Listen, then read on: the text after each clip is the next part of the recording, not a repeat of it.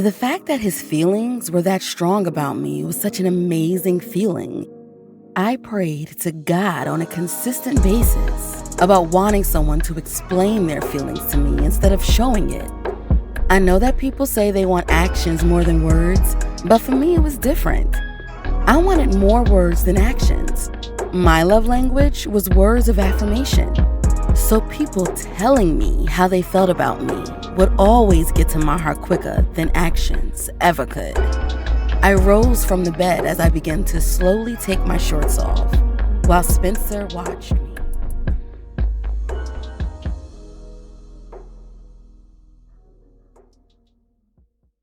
No problem. Hey guys, welcome back to my channel. I am Kaythebookworm, and if you're listening to on the podcast, welcome back to another episode of Brutal Honesty with your girl Kay Renee. So today starts my episode 1 of my series, which is called It's the Voice for Me.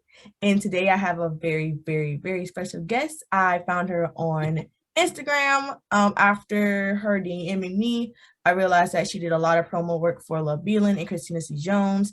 And I asked her to do one for me. And if you're on my Instagram, then you know what she did, which is a promo for the one, and she did an excellent job on it, and I freaking loved it. So I definitely would be using her again. So today, for my first guest for It's the Voice for Me series, I have Miss Zakiya Voices. So how are you today? I'm good. How are you? I am good. Besides all the technical difficulties, I'm perfectly fine. But before we got to that, I just want to give you guys a speed up. She is one of the editors on the team Love Beelan, and I'm actually reading Love Beelan's book right now, which is called, what is it called again? I think is it In Covenant with Ezra. With Ezra, yeah. Yes. And is Love Belvin. Oh, Belvin. Yeah. My mind's all gone today. Love Beelan. I apologize. Yes. But I did read the Connecticut Kings series. Oh, you're up with that, because that's like, you know, that's partnership with with Christina C. Jones. Yeah. I interviewed her. Yeah, like I interviewed Christina C. Jones on here last month, and I like Trent. Oh, you like Trent? Yeah, I like Trent. He was cool. Yeah, and that's what I think I've like, because I know for a fact Ezra and Lex do both make like, I think, like heavy scenes in that book. So that's where I first found Ezra, was him. And then I think I saw it on like TikTok. Somebody was talking about the book, and I was like, you know what? Let me dive in real quick. And I was like, I ain't gonna lie. At first, it was a little slow burn, because I really don't like slow burns like that. So it was kind of slow. But I think once he really like was like, you're my girlfriend, I want you to make my girlfriend, I was like, okay. But then the club scene happened. And I was just like, whoa, oh, okay, I see where we are going with this story. Yeah.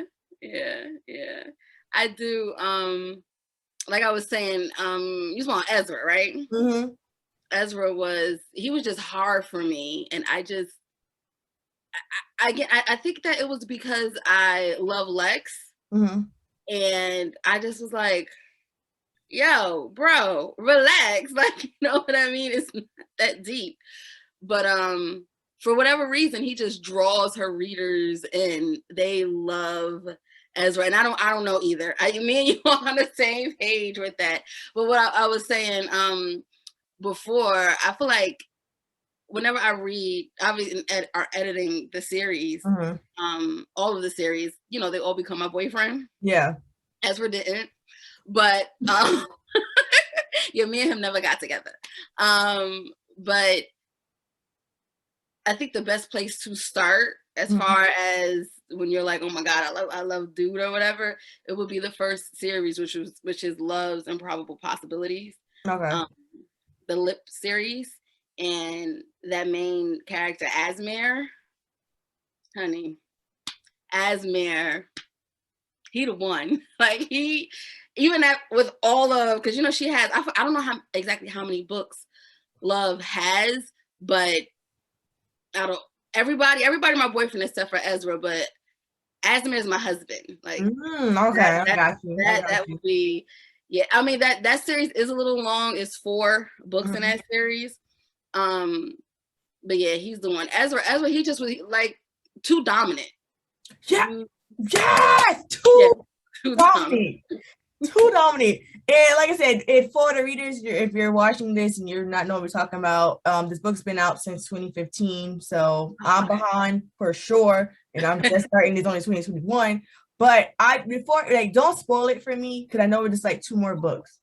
I won't remember. I a lot of books in, so a lot of this gone. If you can't remember, does he calm down?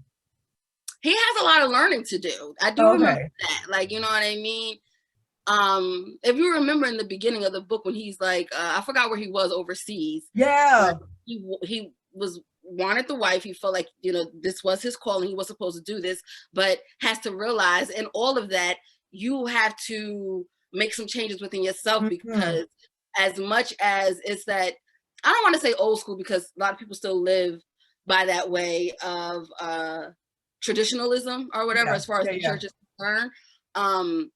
I do think that things need balance still. And I think that he really did have to learn that. And that is the journey.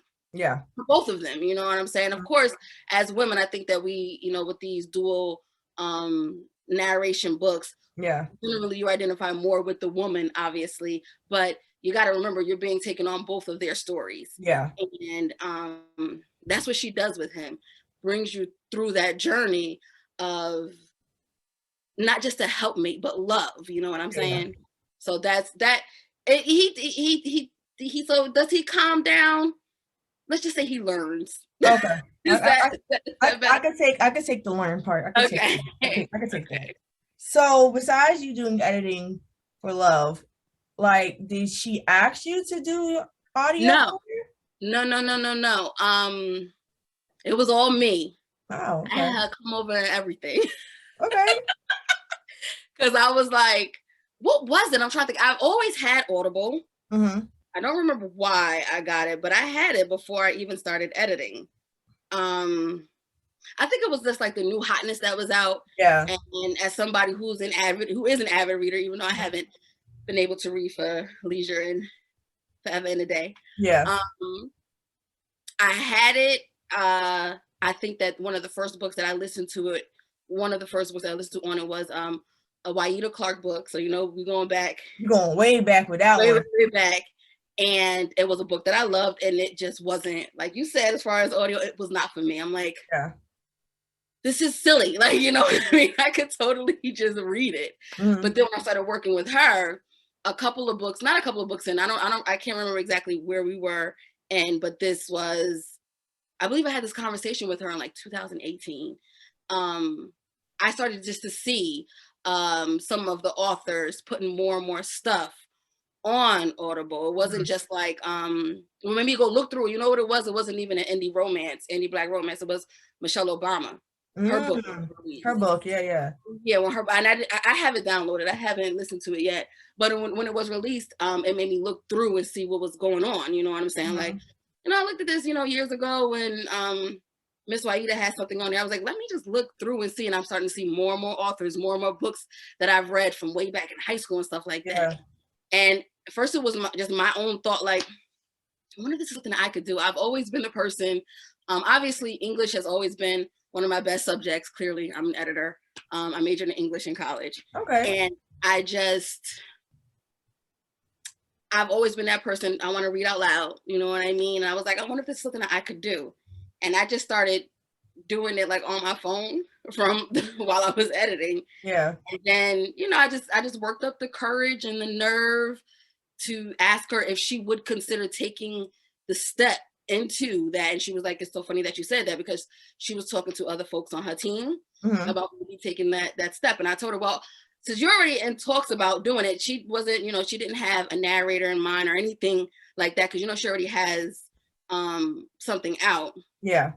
I told her, well, you know, I wasn't expecting, I thought I was going to be bringing it to her, but we just seem to be on the same thought wave. And because I'm developmental editor, I wasn't necessarily privy to that part of the conversation. Yeah. So she was like, you know, I'm going to take you serious. If, you know, we're already talking about it. And I said, well, I'm not going to be ready by the time you're ready. She was like, You don't gotta be ready by the time ready. You do what you need to do to get to where you feel you need to be, and then we'll revisit. And she pretty much just kept her word. So wow. I think that what stalled me a little bit was I thought I was gonna have to do more convincing. Because she was like, you know, you put the time, work, and training in. I definitely consider you. Yeah. I couldn't believe it. I was like, oh, now I gotta do it. So I had to go and, you know, take the steps. I sought out a coach. I guess if you want to say interviewed, I don't know what the right word would be. I had a couple of free consultations. I found one that fit for me. And I just was like, I just feel like I'm supposed to be doing more. You know what I mean? And even though developmental editing is a big part of the game as far as doing a book, I just wanted to do more. You know what I mean? That makes sense. Something else I could enjoy doing. You know what I mean? And that's just pretty much where it came from. I think sometimes, because I have this too as an author, when people like believe in you, you always have that little bit of tiny self-doubt. You be like, I think you could do this, and you be like in the back of your mind, like, they're just saying that because they're my friend, or they're just saying that because they're nice, and all that other stuff. So I totally understand that. And that's exactly what that was. Like, I did not think that, I didn't think she was gonna go for it. And when she did, I was like, oh, it took me forever to get started, because I thought I was gonna have to fight her on it, and I didn't have to. But I did it. I pushed through, and I'm very happy. I'm excited about this journey that I've been at it since I started training in 2019. So I've been at it for a minute. But I'm sticking it through because I like it, even with the hell of uploading. Oh, I'm sorry, I don't know about language. No, you're fine. You're fine. Of uploading. And I thought after I finally got the first book up there, in the middle of it, and I turned my fro straight. That's how frustrated I was. I was like, I still want to do this. So that's how I'm supposed to be. Because you would have thought, like, I was like, throw the whole career away.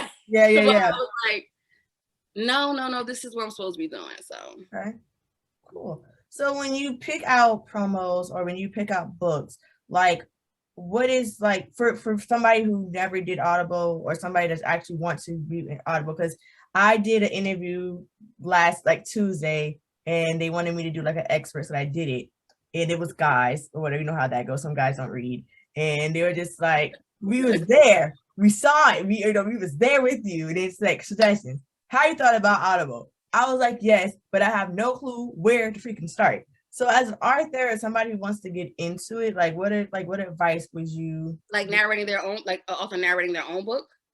Narrating their own book, or looking out, or asking narrators to narrate their books.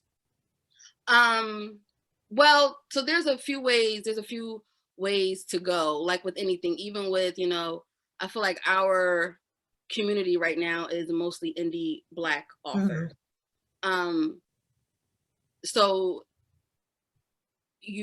there are publishing houses that will, the same publishing houses that publish hardcovers, or not hardcovers, or hard copies of books or whatever.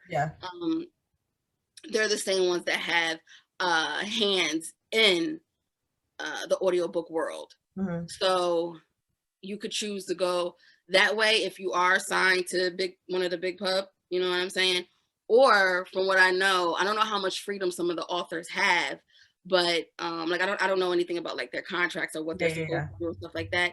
But I know that I've heard that some of them do, just if they want to go out looking for narrators themselves, they can do that. One of the biggest platforms is ACX, where you have authors and narrators on a platform where you could search for whatever you're looking for, whether you're looking for someone to narrate your book or whether you're trying to audition to get on to be a narrator.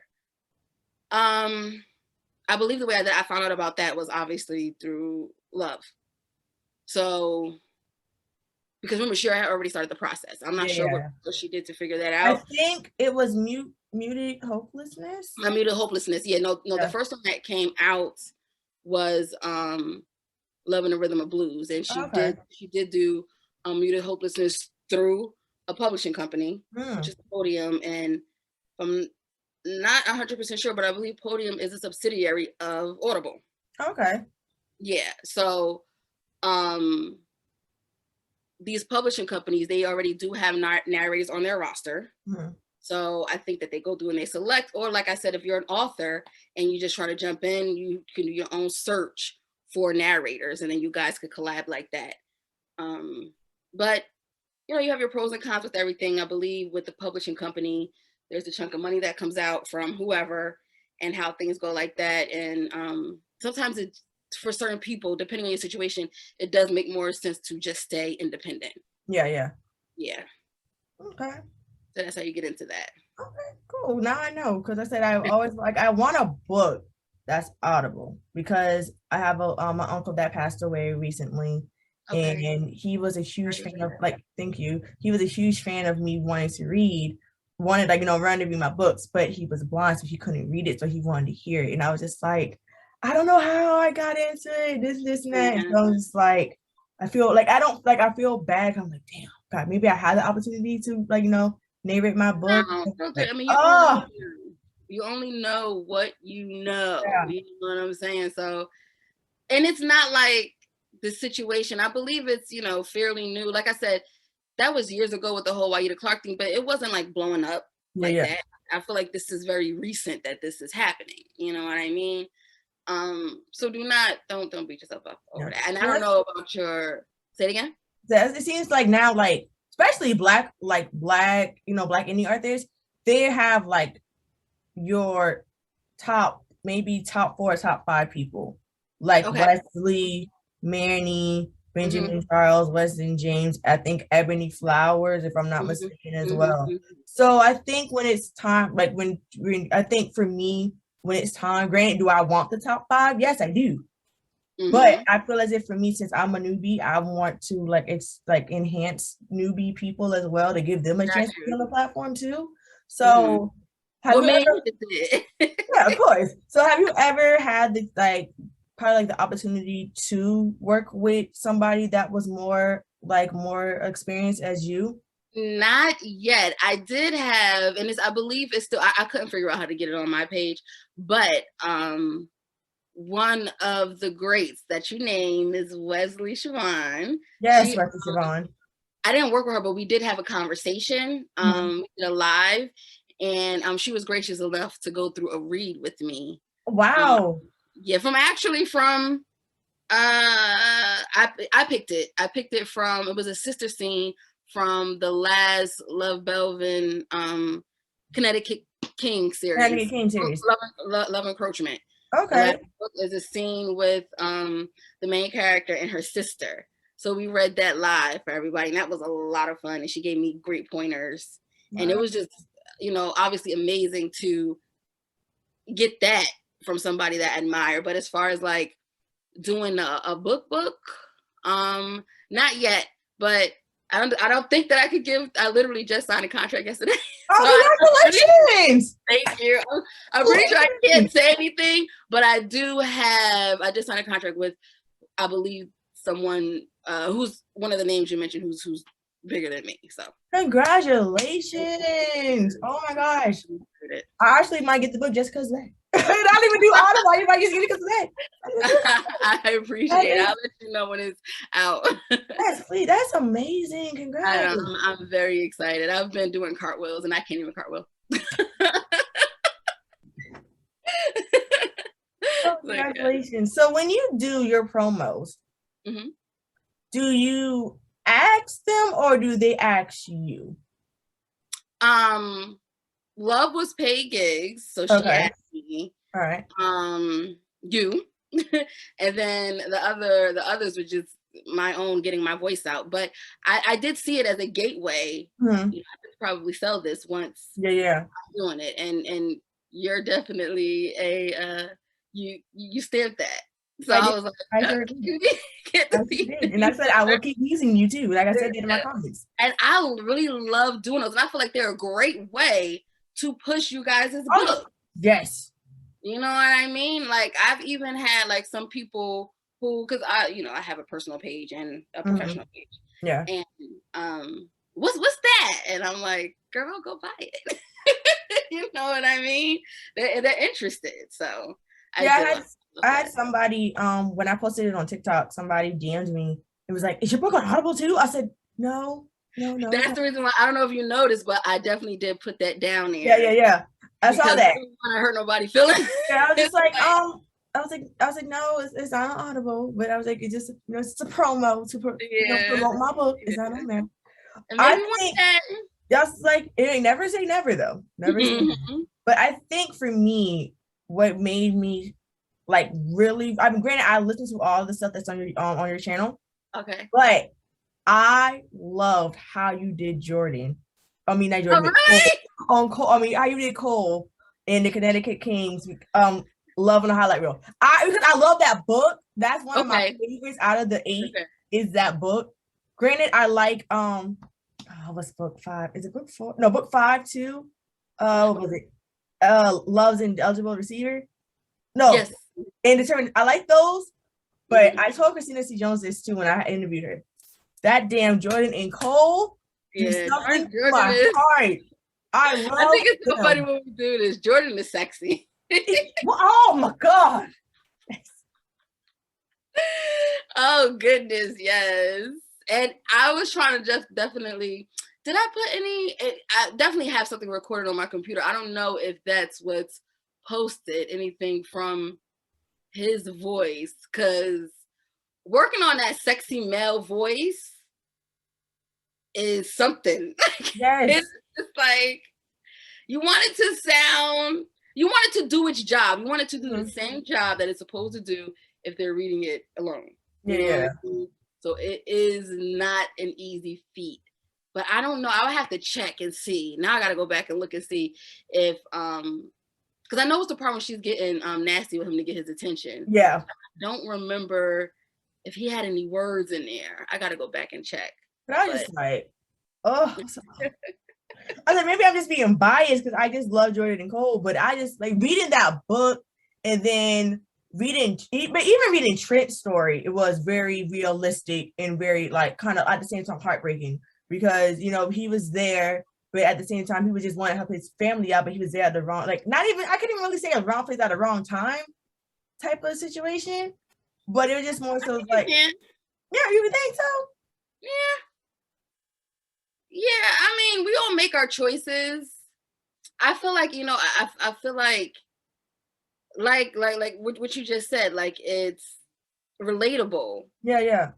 You always want to ride for your family, especially when you come from, I'm not sure about you, but like my background, like, you know what I'm saying? But you got to get to a point where you're like him, where you're at the top of your game. And if you got things to lose, you got to be smart. You know what I'm saying? And sometimes, especially when you're younger, it's just not easy to make those decisions. You know what I'm saying? Because then if you make the wrong decision, then you got people mad at you. But it's difficult. I think about that. I feel like it's so cliche for me to reference this. But I recently watched, I used to be a big hip hop. No, I'm still hip hop head. I'm just old. And I remember so my era is like the Rockefeller era.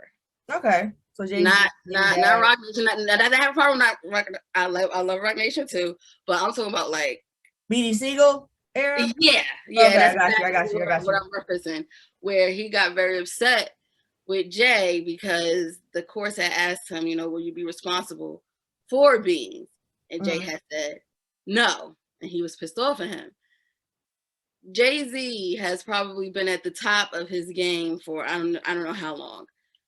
But if he's supposed to go to jail in case you mess up, that's not right. You know what I'm saying? Obviously, Jay-Z's way older than we're talking about Trent. Yeah. But you gotta, even if you're gonna piss some people off, you gotta do what's best for you. Yeah. Number one rule of survival is self-preservation. You know what I'm saying? So I think reading, I don't know why I brought in sports, but reading, like I watched even though this is like old, I watched the Michael Vick documentary not too long ago, for 30 for 30. I remember all that drama. Yeah. And like, I don't know why, but thinking of Trent's situation, being there for his people, and I was just like, this is kind of like, it kind of goes hand in hand because, even though he didn't do the crime, he let them stay at his house. So technically, what is it? What is it? The hands of one is the hands of all. So okay, I never heard that, but I think, I know what you mean, but like that. So even though he didn't really do anything, he still did something. So it's just like, ugh. But that's what it's about, though. It's like, I've seen, people in situations like that where they're like, you got to get up out of here because I got kids. You know what I'm saying? You can't get mad at that person for that. You know what I mean? If they want to take the risk, more power to them. But if they don't, you can't be knocking people for the decisions that they make. Like, I totally agree with you on that. Totally agree. Yeah. So I want to play a game. Oh boy. I want to play a game. I'm excited. Play a game. Okay. Out of all the books, you said you're an avid reader, right? Correct? When you used to be?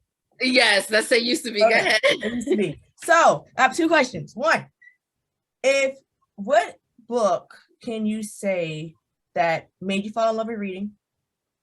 Oh, okay.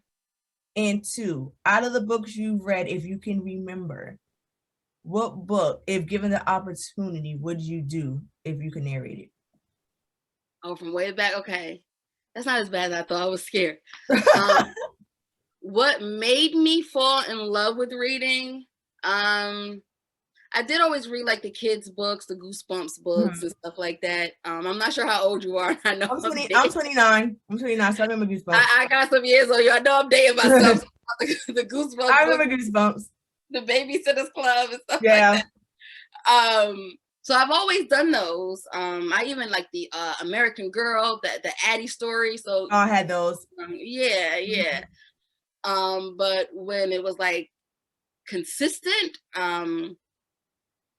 I don't know how I got my hands on it, but Omar Tyree's Fly Girl. And even I got it on the shelf. I got it on my shelf. I got it. My mama got the book on the shelf. Even though it's a coming of age, and I don't know if it's considered young adult. I don't know, because it goes up into when she's a full-fledged full-fledged woman. Yeah, so I'm not 100% sure, but I read that book and I fell in love with, like, I need more things like this. And I will never forget when I was done reading it. I thought my mother thought that I was too young for it, which she probably did. But she said that I did not act like a wild child. So she let me borrow after that one. This is freshman year in high school. She let me borrow my first Terry McMillan, Mama. Oh, wow. I don't know if you ever read that one. I read Mama. Yeah, that one is old. And that those two just really got the ball rolling. That's when I fell in love with it. Okay. So yeah. Now, if anything to be a movie, you said movie or what did you say? Movie or narrator. If you could do like an audible book. Narrate it. Yeah. Somebody who's on my list, we'll take it back again, is I'll probably take any of the. No, I think I have a character in mind, the Waida Clark series. The one of the books that focus mainly around one of the thug books that focus mainly around Kira. Even though they all have their series, I feel like the Tasha Mack character, she's the one who kind of like took the lead on everything. Yeah. But the one Kira, the one who is it Kyra? I don't know whether it's pronounced Kira or Kyra, but the one who got shot and was in a coma. Yeah. For forever, I would love to narrate like a full blown situation around her story. Okay. So, yeah. Okay. Right. So for your editing, since you do editing as well, what first of all, I want to say this because we're just gonna go back on Love since you work with her. Yeah. What made you, or did she reach out to you? Yeah, it was initially a beta. Oh, okay. Yeah. And you worked your way up? Yeah, pretty much. Oh. I think having a degree helped tremendously. But yeah, that's pretty much what it was. She had a book. She was like, "You interested?" And then that's the first of the Lip series. Oh, you need to hire me because I'm a part of this. This is. And she was like, "But you're not really a copy editor." I was like, "I know, but I still need to be hired because I got some thoughts." Yeah. And she went for it. So that's pretty much how I worked my way up from there. I've never met her. Like I said, I just started reading her books like during quarantine. And just from her reading, just from her like how she, and like I say, you most likely know because you are developmental, how you guys come together to make my mind be there That's all her.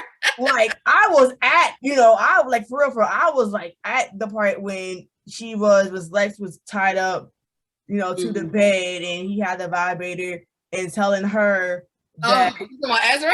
Yeah, telling her that like, oh, this is what you have. It's okay for now. When we get you better. What? I hear you. I hear you. That definitely is all her. Just to clarify, I'm more for.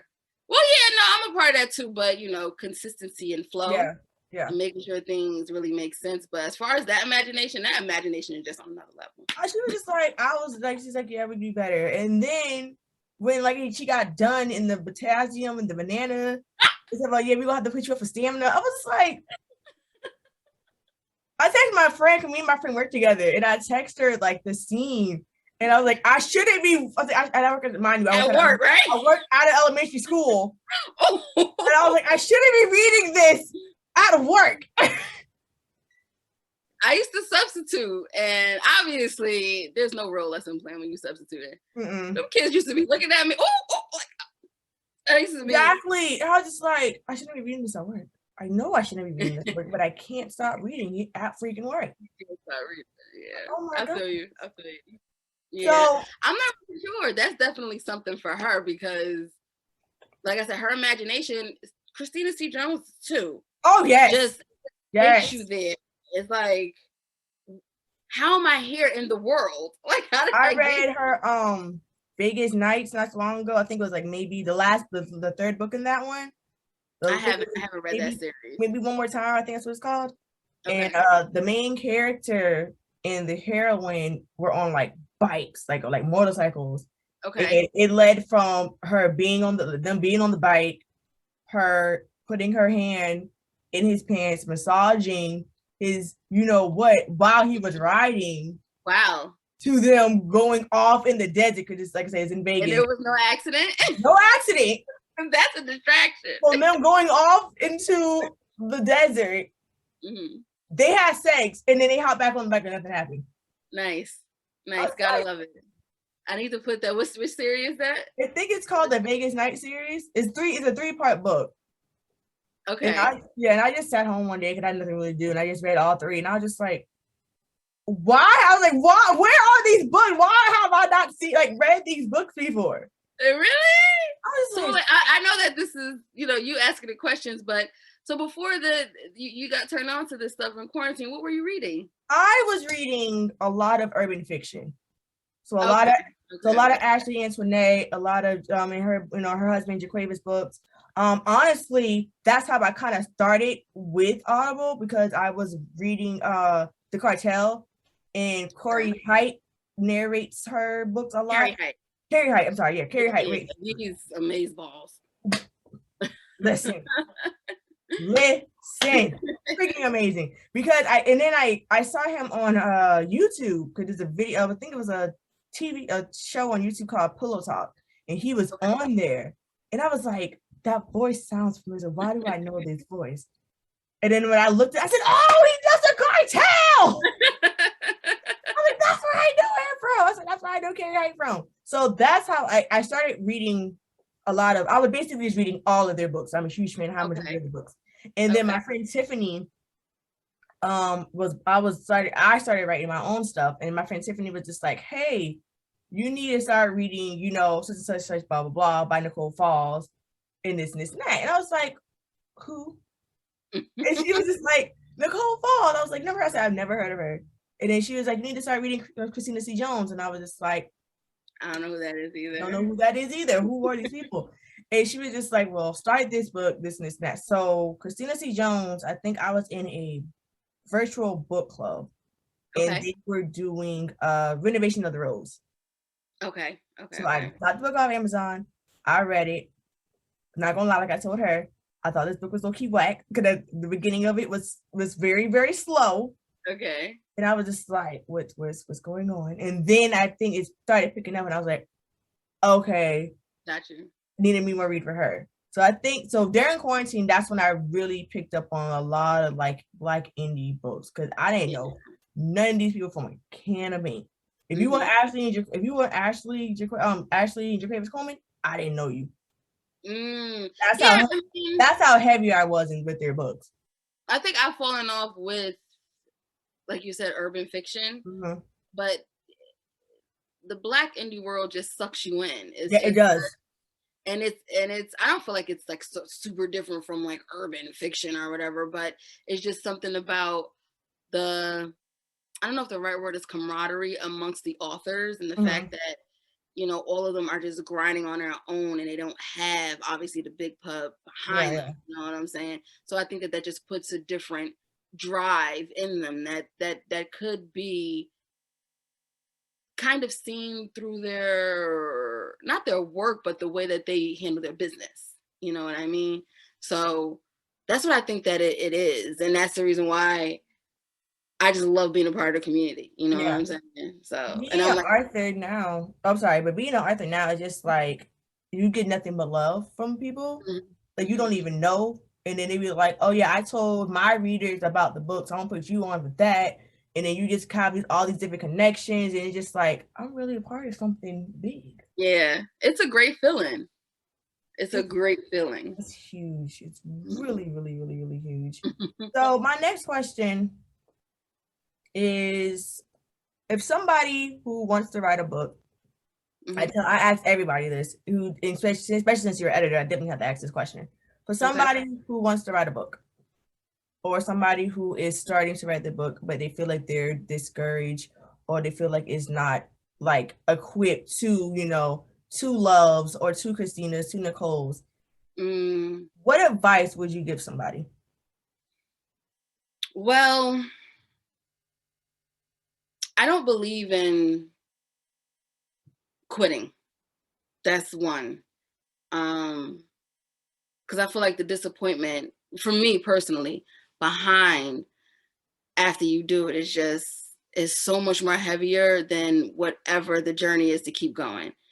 So you got to look at it like this. I feel like Love, Christina C. Jones, Nicole Falls, you know, all of them started somewhere. They're not who they are today, but, you know, as, you know, they weren't those people when they started. So you don't know what your potential is or what is going to happen in the future. So I just do not stop. You know what I'm saying? If you've had some betas or, you know, close friends or any kind of, I'm thinking about from school, not peers, but, you know, like professors or teachers telling you that you have potential or whatever was planted in you to do it, refer back to that and do not stop, because like I said, the disappointment weighs so much more than whatever the trial is and the journey is of getting your project out there finally. Because I have never heard nobody publish a book or get anywhere at a level of success or a level of accomplishment and look back and go, I regret that. Like, you know what I'm saying? So you just got to want it that much more and just continue to look forward. If you need to take a step back, you know, have a seat, shelf it for a hot second, that's one thing. But do not ever stop, because you are going to be very upset if you quit just because you're like, oh, I'll never be like them. But you're not supposed to be like them. You're supposed to be whoever you are. You know what I'm saying? So I think that's what I use. You know what I mean? That's key for me. Because Lord knows, in the beginning of this voiceover stuff, in the very beginning, I'm not doing this. This is stupid. This is hard. And I'm like, yo, you're gonna be so pissed at yourself if you wake up in the morning and then you just like didn't do it. You know what I mean? So I think that's what it is. Like, I know it's probably cliche, but just keep going. Just don't stop. Just don't stop. Please don't stop. Because you're needed. Regardless of what you think, you are needed. There's somebody out there that needs to hear what you have to say. So that's what I think. That's a bar. My dad always told me, there's a bar though. This is true. My dad always told me, once you stop quitting one thing, you quit everything. Absolutely. Absolutely. My mother, you know what my mother uses for me whenever I want to quit? My hair. Because she's just like, the way that you did that, I'm always like, I have no control over the growth of my hair. Yes, you do. Yeah, she do. Like, she gets so upset with me. She's like, people don't just be chopping off their hair. You know what I'm saying? Like, all willy-nilly. Like, because I had like a massive amount of obviously relaxed hair. And I chopped it all off, and she just refers to it. You didn't quit that. You didn't go back to relaxer. You know what I'm saying? She always brings it back to that. And though it's funny, she's right. You know what I'm saying? You know, I've been called, I don't want to say been called every kind of ugly, but you know what I'm saying? Like, the girl, you know, you TW, what I started out twice. Yeah. It's not for, if it's for you, it's for you, but I'm talking about like society. Everybody else, yeah. So that's what I just feel like. Just don't give up, because I just feel like finding out what's on the other side is just so much more. It's just, I can't even think of the word for it, but it's just so much more than if you give up. So, I respect that a lot. And I feel as if anybody who out there is wanting to quit, please don't. Because I'm just starting out, and trust me, there's a lot of times where I want to be like, I hear you. Like laptop down, I quit. Me too. I feel you. I so feel you on that. But I kept going and kept pushing, and now I have two books that I wrote that are published, and I'm gonna keep going and keep going. You do it. Yo, you brought me back with the one. Oh, because I originally started my college career at Lincoln University in Pennsylvania. Yeah, HBCU. I graduated from William Patterson, which is not an HBCU. But you just had all of the memories, just like going back then, like especially like with being out there. I don't remember if it's mentioned, but I just, you know, got because they were at a festival, but I got like homecoming scents. Yeah. You know what I'm saying? And there is no time, and I went to 2 colleges. There is no time like the time at the HBCU. Yeah, for sure. I went to South Carolina State my freshman year. Okay. I went to South Carolina, so I know. And then I transferred and went to a PWI, Charleston Southern University, and graduated from there. So I know the difference between a PWI homecoming and an HBCU homecoming. I know the difference, and it's totally not the same. I mean, what came close, I started off at Willie P. I wasn't living on campus. When I moved on campus, it got a little bit more, because there's a lot of people who look like you who lived on campus. Yeah. It got a little bit more familiar, like the HBCU, but it's still, it ain't got nothing on it. I understand it. I think that for like 2 years, I went back to Lincoln for homecoming. I left school and went back to Lincoln, because, you know, I still have friends there. Yeah. So, yeah. Speaking of the one, let's get into it. Okay. I absolutely love that you picked. I love it. I love the fact that you picked the part where Asia was basically telling the readers how Spencer saying what he felt touched her heart. Because writing that, my love language is verbal affirmation. So basically, I was kind of spilling my heart through Asia out to my readers. You're supposed to. That's and I just want to say the way it's just the way that you brought Asia to life. I just can't think. I just can't stop thinking, like, not even thinking about it, just listening to it, because you did it so damn good. Oh my God, thank you. You blowing my head up, girl. I'm just being honest. I'm being completely honest. You did that junk so well to the point where I was just like, I might need to get this on Audible. Because I was just like, you brought Asia to life. She reminded me of, you know, we've all had that situation where that dumb person has done that kind of dirt, you know what I'm saying? And to be on campus, and it didn't happen to me, not at the HBCU, but, you know, it's those same emotions and feelings, and you just put that mess into there, because there's always another girl. Like, why is it always another girl? Yeah, so to finally land something, and I did have my you know, my college sweetheart that shows you, you know what I'm saying, this is what you deserve. It just makes, especially at that age, it just makes a world of difference. I will never forget my my ex now, the only ex that's like really on good terms. He I don't remember how he got it wrong, but you know, it was a McDonald's run. Everything was wrong, of course. And he like gave up all his stuff. You know, you in college, you ain't got no money, especially like a school. Like, I don't know where I think the other HBCU, there are other HBCUs in like rural settings where it's like nothing around. Yeah. And ain't nobody going back to McDonald's. He gave me like all of his stuff, and my roommate was like, he went hungry for you. It's like that's my love language. He gave me his food. Food is always a love language to everybody. Absolutely. But like, you know, that was also coming behind somebody who didn't treat me right and appreciate me. You know what I'm saying? So it was just easy to channel that. You know what I'm saying? You just bring it back to those days of being young love and finding a guy at that time that gets you, you know what I mean? And that is so important at that age. If you could find it at that age, that's like a lucky thing. So. Listen, I've been trying to find it since I broke up my ex. So when I was like 19 and I'm 29, so 10 years now. So, and I think me writing the one, it came out of nowhere. I was watching the NBA finals when I wrote it. It legit came out of nowhere when I wrote this. And then reading it back, I was just like, those are the best times to write. Yeah. And I told the other interviewers too, because they asked me if I knew any Spencers. Like, I don't know any Spencers, but I know a lot of Asias. Yeah. I know a lot of Asias because I've been in Asia before. Mm-hmm. And the best feedback I got was somebody DM'd me on Twitter and was just like, "Thank you for writing this book because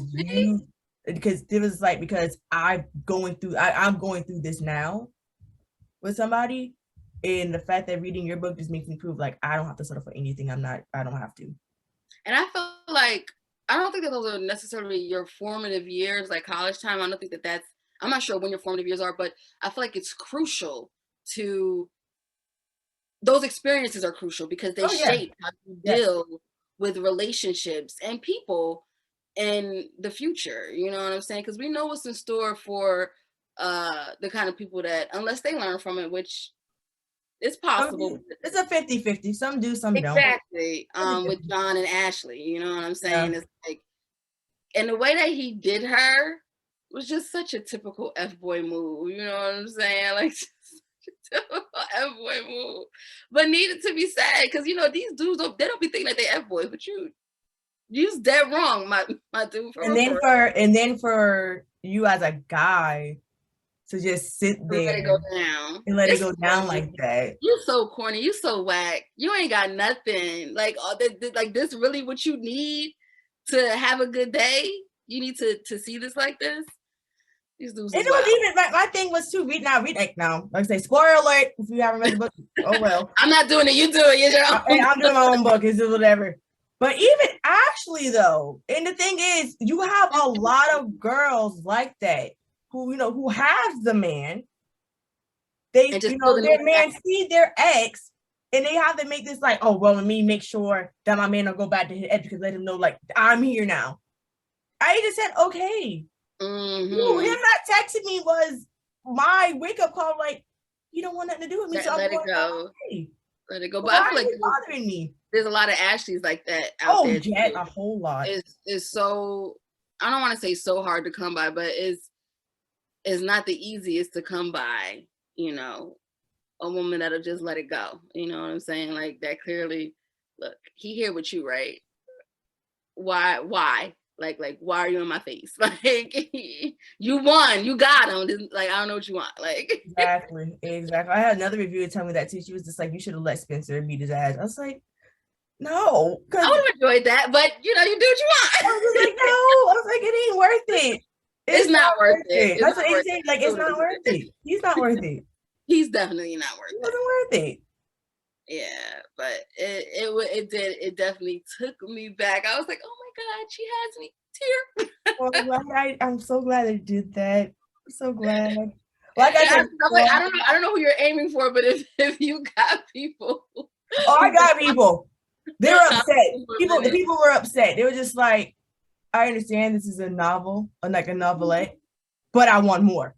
I was like, it's a 10K story. Yeah, that is my struggle. Like, I'm like, I just talk too damn much. That's okay too, right? You're fine. It's the words that are just weaved in my natural vocabulary. You're fine. I talk too much, so it takes a talent to pull off. You know what I'm saying? Because I've looked it up. It's like 10 to like 35 or like 40 or whatever to be like a novella or whatever. Yeah. It just takes. I couldn't do it because it would have to be like, and I think that there's a thing where you have a series of novellas, right? Yeah, you got a series of novellas, yeah. Okay, yeah, mine would have to be like that because I don't even know if I'll be able to pull it off because I would just have to go on and on. It takes a special talent to get it out and wrap it up. You know what I'm saying? And make your reader feel it. So kudos to you. Thank you. That was my first ever novelette too. Well, your first book, how long is that? My first book is over 46. Okay. It was like 200 words. It's not on Amazon yet. I'm going to re-release it on the 1-year anniversary in February of next year. Okay. So, but yeah, so I was just like, let me just see if I could do it. And the fact that I did it and I'm getting a good response from it, I was just like, whoa. Yeah. That was not expected. One day I'll try something like that, but that's not an easy feat. It's not. I remember thinking about, college days and high school days, do a short story. How short? Like, you know what I mean? They like, 2,000 words. 2,000 words? Like, that's not even, we ain't even at the climax yet. You know what I'm saying? So it does. It takes a talent. So again, I tip my hat. Well, I appreciate that. Thank you. No problem. So before we get out of here, do you have anything besides the new contract? Once again, congratulations. Do you have anything else that you'd like to share to the people that you have planned for either the rest of this year or next? I don't know if I can speak on the things that I have planned because they're, I'm a narrator. They're not really my projects. Well, they are my projects, but just gonna look out, I should say. Yeah, look out because I have things coming. Okay. And like the contract for one was signed, and there's another contract talks, and I'm at the tail end of one project. Okay. It should hopefully be out in a month. Okay, well, y'all heard what she said. Definitely check her out. Like I told you before, I'll be using you for a lot more promo. Yes, please do. Please. Because I have a novel that's coming hopefully sometime next month. What is it called? It's called Right Way to Love. Hopefully sometime next month. It's called Right Way to Love. So okay. I'm doing a 6-book standalone series. Wow, 6 books? 6 books, standalone series. So it'll be in a fictional town that I created called Amethyst Falls, Tennessee. Okay. We have a new football team. And I know you like the football. I love football, yes. So the premise of book 1 is my hero and heroine dated for a year in college. Okay. They broke up because of a situation that his dad did. His absentee father came back into his life, did something that messed up his football career to the point where he had to leave. Oh no. But something happened to where it got overturned. So instead of him going back to the college, he went to a whole different college in his hometown. Okay. So they haven't seen each other in about 2.5 years. I think that's how I got the span, 2.5 or whatever. So the thing is, after she graduated, her father hired, after like a long tedious, because she didn't just get the job, her father hired her as the PR for the team because her father owns the team. Okay. And the book opens with the draft and her father picks her ex-boyfriend to be on the team. Oh no. Does Pops know? I mean, I can't say that. I can't say that he doesn't know, but he does. All I'll say is that he does know they went to college together. Okay. I'll just say that. But her mother knows and her older sister knows, but that's it. So that ain't right. Yeah, so she's just like, the opening scene is just like, she's happy because she hasn't gotten over the situation. She just broke up with her ex, who also is on the team, is the coach on the team. So, but she's not over. She's trying to get over that, but at the same time, it's a lot. It's a little messy. a little messy. But when she sees that, her father picked her ex, the person that she's still in love with, it's just like, what do I do? And then with him, he has a chip on his shoulder because something else happened during the book, within like the second chapter of the book.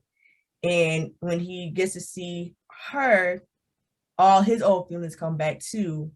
But she has a wall up because after 2 years and when the whole situation happened, he never told her the full story of what happened. Got you. Nobody really knows the entire full story. Even his mom and dad, or even his mom and sister don't know exactly what happened. You haven't set in your head yet? Yeah, I already had it written out. Okay. So I got it to where it's 6 books surrounding. I'm doing an interview. So I have all 6. All of them is going to be surrounded by the football team. So the first book is going to be about my hero and the heroine. The second book is going to be about the hero's sister and his teammate. The third one is the mother and the head coach.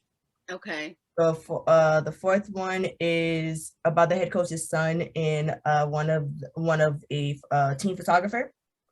Okay. And the fifth one is going to be about a single father that's on the team and a basketball player. So it's kind of like a young old type of vibe to that one. Got you. And then the 6th one wraps up with my 2, I could say my 2 first babies.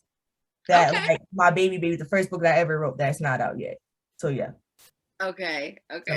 All of them are standalones, but at the same time, it's recommended that you kind of read it in order because all of them connect at the same time. So. And I'm the kind of reader that's I have to do it in order. Like I know some people could like do whatever comes out. When it's a part 1 and this is part 3, I got to go get that. Yeah. So I said, it's like, so I got it to where it's like Right Rate of Love, Amethyst Falls, Jaguars, book 1, and then book 2. And I'm gonna put it as like, you don't have to read book 1 to understand book 2, but it'll be spoilers in book 2 if you don't read book 1. So you got to always set the disclaimers. Yeah, never set the disclaimers. So that's what I got in my head. Okay. When I tell people this, they look at me like I'm weird. No. They look at me like I'm weird because it's just like, you came all that with your mind. I'm like, yeah. It's called the being a creative. I could do that. Like what? Yes, I came up. Don't be mad because your brain don't work like this. Like, period. But yeah, so that's what I have planning for next year. I have a novella that I'm working on right now too. Like I told you, I'm working on 3 projects right now. Yes, which I'm just like, you helped me. Like I had put one of them on a back burner. But I moved that date up. I was like, yo, 3 projects at one time. I could at least do 2 at a time. Yeah. So I'm not gonna lie, you inspired me with that, girl. I'm like, listen, I thought I was doing too much, but when I listened to another author who I'm a fan of, her name is Nick Stone. She does a lot of young adults books. Okay. I want to narrate a young adult book too. I would love to get into it. Do it. But I love her, and she was on live one day, and she was saying how like, I have a book that's due tomorrow, and then her actual book came out, like her recent book came out the day after, just for her to say, I have another deadline that's due the next day, and she wasn't even done with the book that was due tomorrow. Yeah, I was just like, here I am stressing about 3. And you got basically a 1-day gap in 2 projects that are due simultaneously. Yeah. What is my excuse? Yeah. That's what I said. The same thing about you. It's like you scared of these deadlines. I said to myself, just working in a contract. You know what I'm saying? It's like you're lucky to be blessed with authors that are approaching you who seem to be flexible. Yeah. Just set forth a date, and then because I'm a perfectionist, that's also a little bit that can be viewed as a hindrance, which I'm working on, but I understand. I want it to be right. I want the author and the readers to love it, And because of that, I am a perfectionist, but at the same time, I got to not let things hold me back. And if you feel like you need to do some tweaking, and just, talk, communicate, you know what I'm saying? But don't let deadlines scare you. That is what I'm learning too. That's another thing to tell somebody who wants to. Yes, for sure. Don't let deadlines scare you.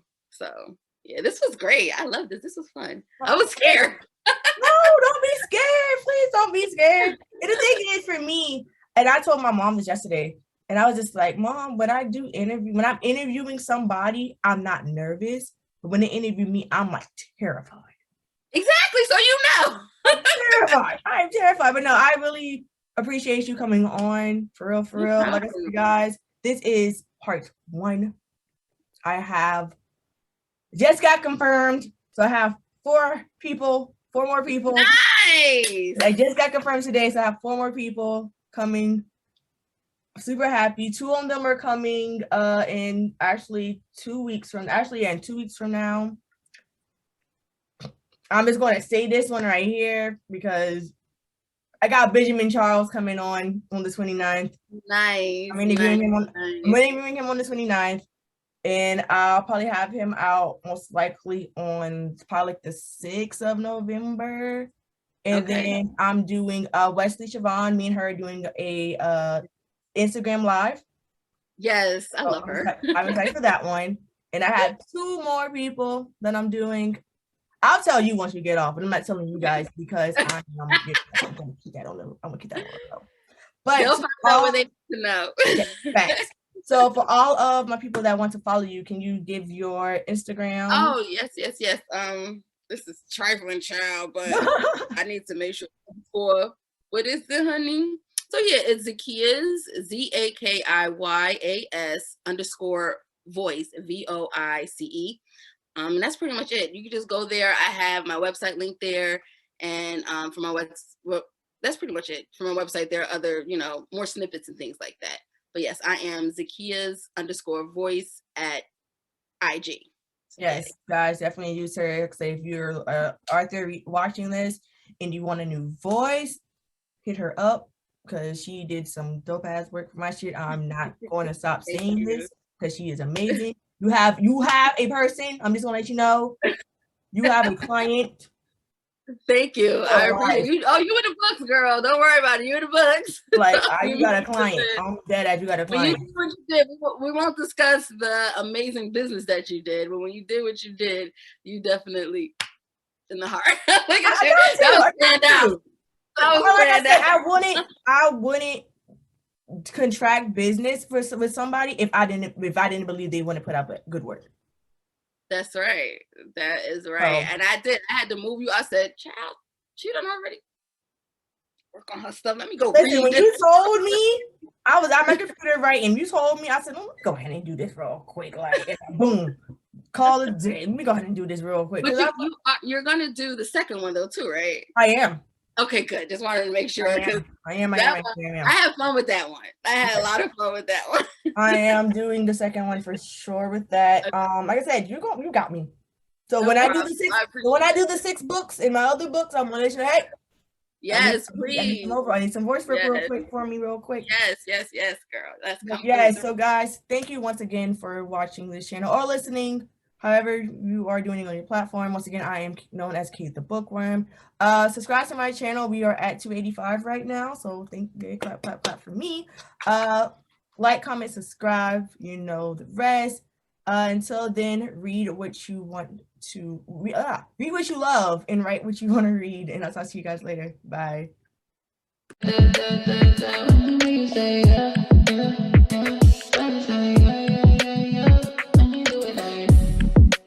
La, la, la.